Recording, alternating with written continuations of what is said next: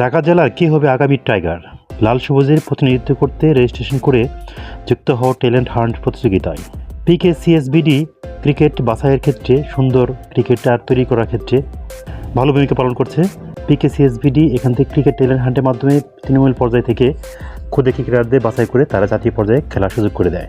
তোমরা কীভাবে আবেদন করবে আজকে এই ভিডিও থেকে তোমাদেরকে সমস্ত তথ্য জানাবো। প্লেয়ার্স তারা কি আমাদের চ্যানেলটি সাবস্ক্রাইব করে আমাদের সাথেই থাকবো। প্রতিযোগীর বয়স হচ্ছে 12 থেকে 22 বছর। প্রতিযোগিতাটা ব্যাটিং, বোলিং, উইকেট কিপিং এই তিনটি বিষয়ের উপরে হবে। রেজিস্ট্রেশন ফি 100 টাকা।